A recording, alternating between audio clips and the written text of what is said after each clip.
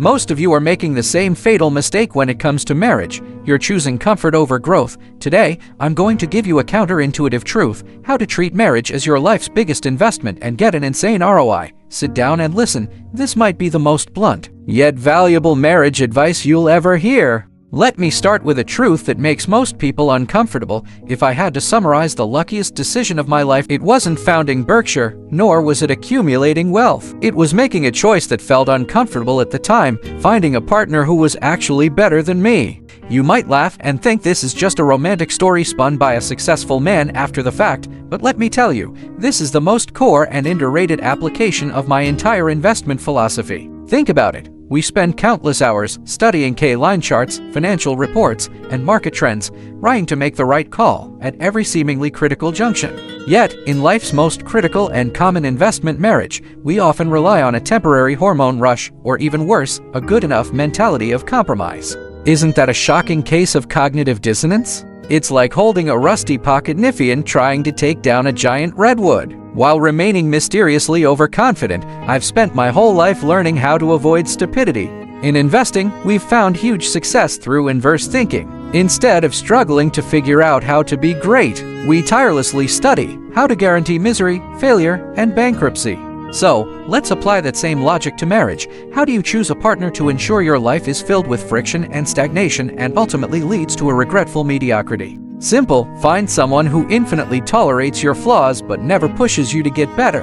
Together, build a warm, airtight echo chamber where there is only mutual agreement and comfort. Prioritize physical attraction or fleeting emotional value over inner character and wisdom. After all, through the storms of the coming decades, a pretty face or a few sweet words should be enough to see you through. And the most important point, make sure your partner, in every key dimension, whether in vision, character, or resilience, is inferior to you. This way, you can forever enjoy the security of looking down on them. You'll never have to face the reflection of your own insignificance. Sounds bleak, doesn't it? But this is the script that the vast majority of people unconsciously follow. They are terrified of a superior partner because that kind of excellence becomes a constant pressure, forcing you out of your comfort zone, forcing you to admit your inadequacies, and forcing you to grow. Deep down, people resist this pressure, so they choose the easier path, dating down. This is without a doubt one of the most hidden and costly traps in all of life's planning. Now, let me put this another way. Let's talk about marriage in a language we know best: investing. We're always looking for great businesses with wide moats. So what about a partner you're going to spend your life with? What's their moat? Is it someone who agrees with everything you want, who's perfectly tuned to your personality? No, the real moat is the foundation of their character. It's their resilience when things go wrong. It's their ability to learn, their curiosity, their hunger for knowledge. It's the rational framework they use to see the world. These qualities don't fade with time. They age like fine wine, they only get better. I've said it before, the most reliable way to get what you want is to deserve it. That's absolutely true in marriage. You want a partner of high character and sharp intellect, but if you yourself stay shallow, reactive, and lazy, your odds aren't much better than finding an unsigned $1 million check on the street. You have to start building yourself into a better asset if you want to attract and keep another quality one. Quality assets attract each other. They create synergy. You get compounding returns where 1 + 1 is way more than 2. Let me tell you a secret. I didn't always think like this. I made the same mistakes almost every young person makes. I valued the superficial, the temporary. It took life, it took lessons, it took hitting my head against the wall again and again for me to finally see what really matters. Lanxie, my wife, she has what I call anchoring wisdom. When I'm about to lose my way because of market madness, she can bring me back to my senses with just one question, one observation. She's not there to agree with me. She's a whetstone for my thinking. Sometimes, she's my reality check. This brings me to another key idea, the Lollapalooza effect: multiple psychological tendencies all pulling in the same direction, pointing to the same outcome, creating a massive combined force. A bad partner can trigger your greed, your comfort-driven entitlement, your fear, your insecurity, your jealousy, your endless comparisons, your self-pity, the belief that your misery is all their fault. When these tendencies converge, they can destroy everything else you've built in life. On the flip side, a great partner brings out your sense of responsibility, the drive to deserve them, your courage, your willingness to face challenges, your rationality, your ability to solve problems together, and your patience to build something that lasts.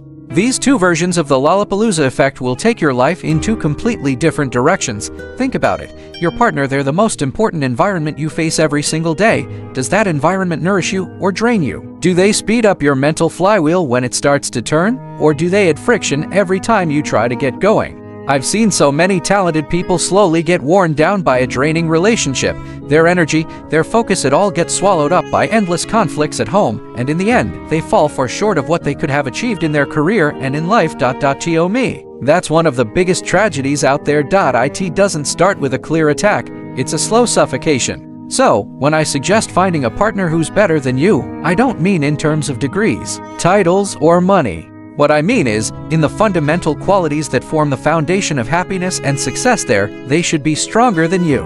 Maybe they're more empathetic than you and can dissolve the conflicts your stubbornness creates. Maybe they're more resilient and can steady the ship when you're ready to give up. Maybe they see things more clearly and can see right through your self-deception. These qualities, they're the true capital of a marriage as a partnership.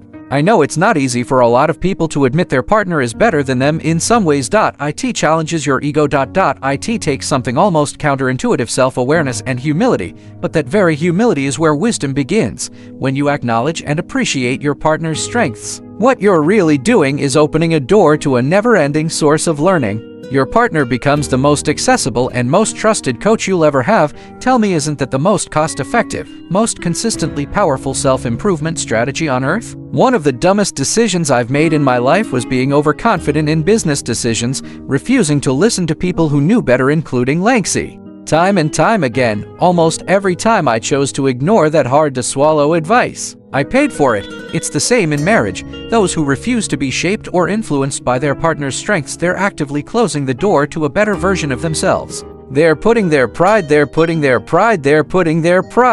A great partner is the most powerful positive feedback loop in that system. They make you more rational, kinder, more resilient. And those improved qualities, in turn, help you build an even better relationship, creating more happiness and value.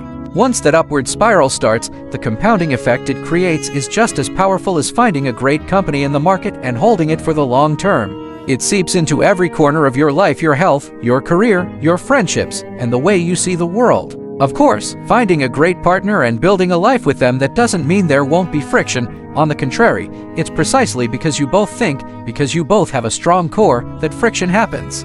But the key is, how do you see it and how do you handle it? Do you treat it as a problem to be eliminated, or as an opportunity to sharpen each other's thinking and deepen your understanding of one another? A wise partner knows how to turn friction into sparks, illuminating dark corners neither of you saw before. A foolish partner, on the other hand, just lets friction start a fire that burns everything down. This requires both people to have a rare quality, the ability to communicate rationally, not emotional accusations, not silent avoidance. It's like two good scientists facing a shared problem. How can we understand each other better? How do we make this system run more smoothly? This, in itself, is a process of continuous learning and continuous improvement. Marriage is the longest-running, most mentally demanding practical project there is. Now, let's zoom out a bit. The partner you choose doesn't just affect you, it deeply affects your next generation. They will be your children's first and most important teacher. Their way of thinking, their values, their emotional patterns, these will imprint on your children's growth like genes. You are choosing a lifelong mentor for your kids. Looked at this way, the weight of this decision just went up by several orders of magnitude. You're not just investing in your own happiness, you're betting on the future of your family line. I know in this era that glorifies instant gratification and sensory thrills, talking about character, rationality, and long-term value sounds terribly out of place. It's like playing Mozart at a rock concert. People want to feel good, not to become better. But let me be blunt with you. Anything that feels good but goes against the basic principles of life, the market will collect its dues with interest. In the long run, the marriage market is brutally efficient. It eventually rewards those who choose a true quality asset and hold it for the long term, and punishes those who make stupid trades. So, young men and women, when you face the most important decision of your life, turn off the noise of hormones for a moment, tune out the shallow opinions of society. Take the same seriousness you'd bring to researching a stock. Use your rational mind to evaluate this potential life partner in front of you.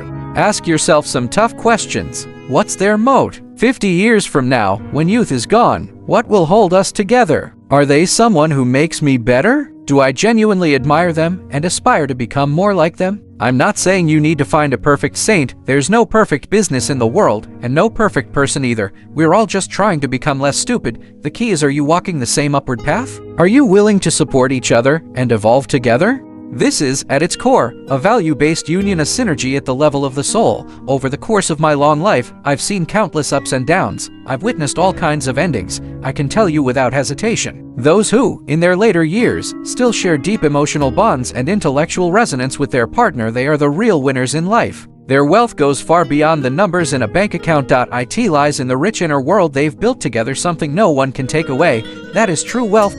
So, if my wisdom could only be distilled into one piece of advice on marriage, it would be this: have the courage to find someone who, in the ways that matter most, is better than you, and who pushes you to become better. Then, spend the rest of your life striving to deserve that fortune, nurture that most precious asset. This is worth more of your heart and soul than any other investment you'll ever make. This might be the closest thing I can leave you with to the secret of happiness. It sounds simple, but putting it into practice takes immense courage and a lifetime of commitment, but trust me, the returns will exceed your wildest imagination. Now, it's your turn to think and to act. I wish you all the luck. May you find your own quality asset, and together, write an extraordinary life story.